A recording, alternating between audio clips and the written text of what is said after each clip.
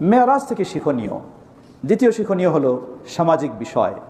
আজকে সামাজিক দেখবেন, আমরা একটু সময় পেলে মা বোনেরা বলি আর পুরুষেরা বলি একই হয়ে গেছি। পরস্পরে কিভাবে সমালোচনা করা যায়, পরনিন্দা করা যায়, এইগুলি নিয়েই বেশি ব্যস্ত থাকি। অফিসে বলেন, চায়ের স্টলে বলেন, রেস্টুরেন্টে বলেন, আর যেখানেই বলেন, এমন কি মসজিদে এসেও যদি একটু ফ্রি বসে থাকেন সেখানেও শুরু করে দিই অন্যের সমালোচনা, অন্যের গীবত, এইসব কিছু নিয়েই আমরা ব্যস্ত হই। এটি আসলে ইসলাম এটিকে নিন্দনীয় কাজ বলে চিহ্নিত করেছে। এটি ভয়ঙ্কর কাজ, এটি বড় ক্ষতিকর কাজ। এর মাধ্যমে পরস্পরের সম্পর্ক নষ্ট হয়, পরস্পরের শত্রুতা বিদ্বেষ পোষণ হয়।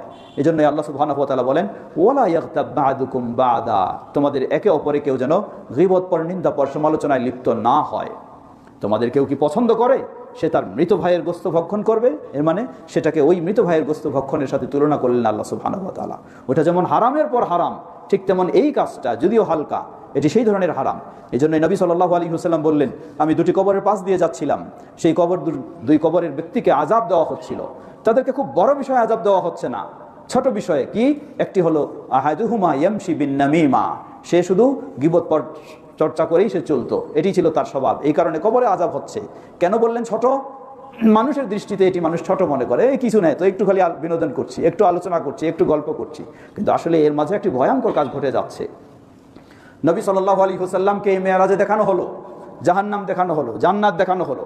তিনি দেখলেন জাহান্নাম, এক শ্রেণীর মানুষ যাদের হাতের নখগুলি বড় বড়, সেগুলি দিয়ে তাদের চেহারা, পার্শ্বদেশের গোস্তগুলো খামচায় খামচায় এবং কঠিন যন্ত্রণা ভোগ করছে। জিবরীল আলাইহিস সালাম জিজ্ঞাসা করলেন, কারা এরা? জিবরীল আলাইহিস সালামকে জিজ্ঞাসা করলেন নবী সাল্লাল্লাহু আলাইহি ওয়াসাল্লাম যে কারা এরা, কেন এই কঠিন শাস্তি তাদের? তিনি জবাব দিলেন, এরা হলো আপনার উম্মতের ওই ব্যক্তিরা যারা দুনিয়ার জীবনে মানুষের গোশত ভক্ষণ করাটা পছন্দ করত, তাদের শাস্তি হলো এই ধরনের। লা হাওলা ওয়ালা কুওয়াতা ইল্লা বিল্লাহ। দুনিয়ার জীবনে গোশত ভক্ষণ করা পছন্দ মানেই হলো একে অপরের গীবত, পরনিন্দা, চর্চা। আজকে আমাদের রাজনীতি বলি, সমাজনীতি বলি, এগুলি ছাড়া আমাদের কিছুই যেন আর কাজ নেই। অথচ এটি একটি ভয়ঙ্কর নিষিদ্ধ কাজ, যা সামাজিকভাবে ক্ষতিকারক, পারস্পরিক সম্পর্ক নষ্ট করার কাজ একটি, বিদ্বেষ তৈরি হওয়ার কাজ একটি, বিভেদ তৈরি হওয়ার কাজ একটি। এই মেরাজ আমাদেরকে শিক্ষা দিচ্ছে, আমি যদি ওই কাজটা করি, যতই আমি ভালো মানুষ হই না কেন, আমাকেও তো সেই শাস্তি ভোগ করতে হবে। সুতরাং আমরা এই ধরনের নোংরা কাজ থেকে বিরত থেকে আমাদের দুনিয়ার জীবনটাকেও সুন্দর করব, আখিরাতের জীবনেও সুন্দর করব। আল্লাহ তৌফিক দান করুন।